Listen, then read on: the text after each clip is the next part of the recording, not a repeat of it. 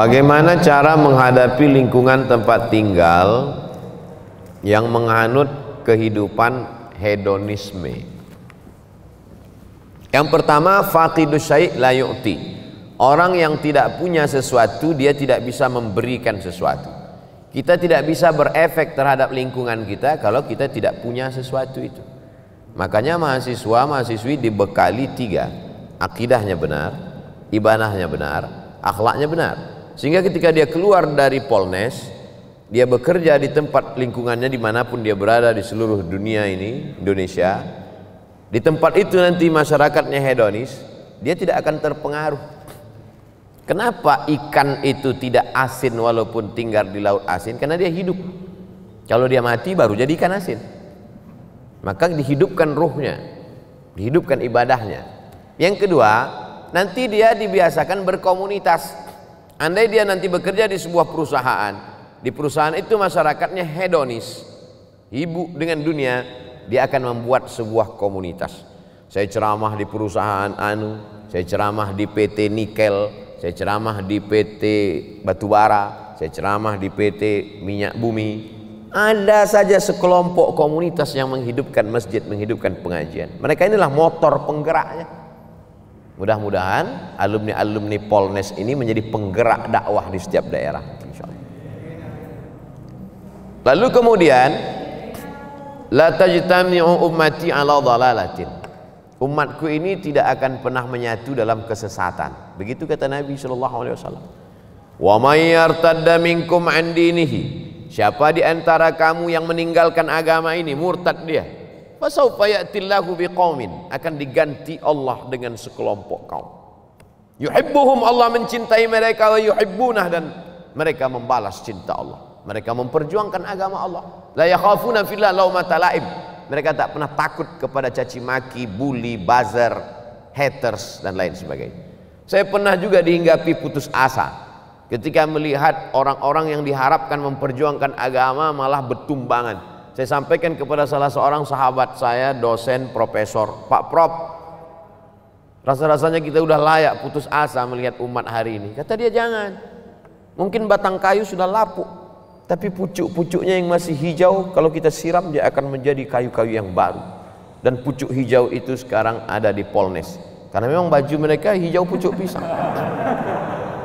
Inilah yang akan memperjuangkan, memperbaiki hedonis, tidak menjadi asketis, tapi menjadi orang-orang yang moderat, wasatiyah, insyaallah. Amin. Sebagai mahasiswa yang punya banyak sekali kegiatan kampus, bagaimana caranya tetap istiqomah kepada Allah? Ada kekeliruan cara berpikir. Dianggapnya kalau dia sibuk dengan kegiatan kampus, dia tidak beribadah. Karena yang dianggapnya ibadah itu adalah sholat duha, baca Quran, i'tikaf, ibadah. Sedangkan sibuk di kampus tidak ibadah. Padahal sejak dia dari mulai berangkat dari kampungnya sampai ke Samarinda di Polnes sampai pulang itu adalah ibadah. Man kharaja fi talabil ilmi, siapa yang keluar rumah untuk menuntut ilmu, fa huwa fi sabilillah, dia sama seperti orang berjuang fi sabilillah hatta yarji'a, sampai pulang ke rumah. Tapi jangan gara-gara ini 14 semester. Kau kenapa lama kali selesai? Jihad fisabilillah. Enggak. Tapi itu kalau belajar ke Al-Azhar, Ustadz, fisabilillah. Enggak. Semua ilmu ini datangnya dari Allah Subhanahu wa taala. Hanya saja ada yang fardu ain, ada fardu kifayah. Ilmu agama fardu ain, wajib setiap individu. Karena kalau tidak benar akidahnya, tidak benar fikihnya, tidak benar ibadahnya. Adapun ilmu ini fardu kifayah. Siapa yang memperbaiki jembatan, memperbaiki bangunan, memperbaiki yang bersifat teknik ini kalau tidak orang-orang politeknik? Kalau diserahkan itu kepada Abdul Somad, idza usidal amru ila ghairi ahlihi fantaziri sa'ah. Kalau diserahkan orang pada bukan ahlinya, tunggulah kehancuran. Tetap aktif di kampus, tapi jangan sampai melanggar aturan-aturan negara, melanggar aturan-aturan agama, maka itu bernilai jihad fisabilillah. Baca Qur'annya tetap, sholatnya jangan sampai tinggal. Bedakan antara ibadah dengan amal soleh. Sholat, ibadah. Baca Quran, ibadah. Zikir, ibadah. Tapi engkau di kampus menuntut ilmu, kau bekerja nanti, maka itu adalah amal soleh. menghadap Allah melalui dua. Faman kana yarju liqa'a rabbih, siapa yang berharap berjumpa dengan Allah, falyamal amalan salihah, hendaklah dia beramal saleh, wala yusyrik bi ibadati rabbih ahada, jangan persekutukan Allah dalam ibadahnya. Ibadahnya benar, amal solehnya benar, maka total 24 jam tidurnya amal soleh. Bismika Allahumma ahya wa amut, sampai bangun makannya amal soleh. Allahumma barik lana fima razaqtana wa qina azabannar, di kampusnya amal soleh. Kalau dalam WC, toilet najis, tempat setan aja bisa bernilai amal soleh. Bismika Allahumma inni a'udzubika minal khubuthi wal khaba'ith, keluar dengan kaki kanan, ghufranaka, bernilai amal saleh. Yang penting ikuti tuntunan sunnah Nabi Muhammad sallallahu alaihi wasallam. Yang terakhir, bagaimana cara mengetahui paham-paham yang tersesat dari Islam agar saya termasuk orang yang baik dan tidak tersesat?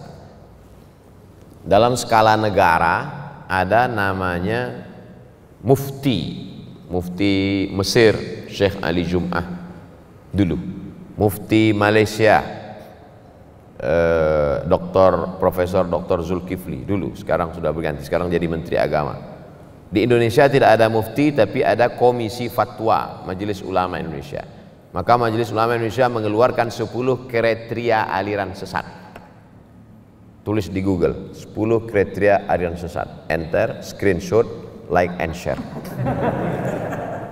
Kalau kena pasal-pasal itu berarti sesat. Untuk skala negara. Untuk skala kampus, kemana saya bertanya? Fas'alu ahla dzikri in kuntum la ta'lamun. Tanya orang yang tahu. Dosen agama Islam, Ustadz Abdurrahman.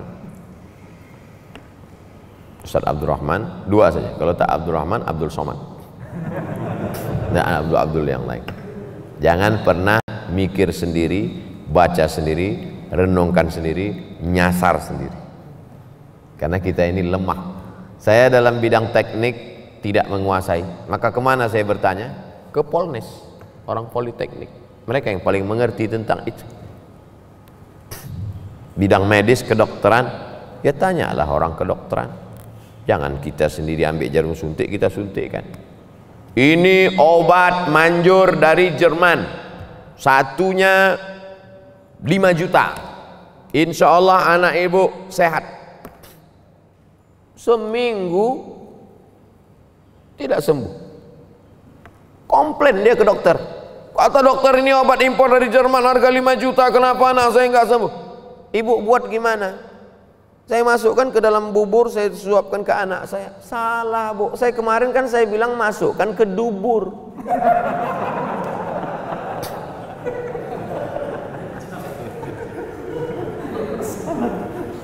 Obat aja salah, untung anaknya tak mati. Ini true story, kisah nyata jamaah kita yang bekerja di rumah sakit menyampaikan ke pasien dia. Salah dengar pasien. Bagaimana tentang masalah kehidupan? Masalah dokter aja kita tak, apalagi dalam masalah agama. Kalau masalah kedokteran ada orang salah, satu nyawa melayang. Kalau dalam masalah arsitektur jembatan ada orang salah, satu jembatan runtuh. Tapi kalau dalam masalah pemahaman agama orang salah, dunia akhiratnya. Ada orang membawa istrinya sedang hamil tua mau melahirkan. Dia pasti akan cari tulisan bidan berijazah. Karena dia takut anaknya meninggal. Khawatir dia. Takut dia keturunannya ini akan mati, dia tak punya pelanjut. Tapi kenapa dalam masalah agama kita malah percaya kepada dukun yang bisa melipat gandakan uang? Kalau bisa dia lipat gandakan uang, ngapain dia mesti ngambil uang kita? Ini kan tidak rasional. Oleh sebab itu kita mesti kembalikan kepada yang punya ilmunya. Siapa itu? Untuk di kampus, ya dosen-dosen ilmu agama Islam. Saya kira demikian. Ala hazihin niyah al-Fatihah.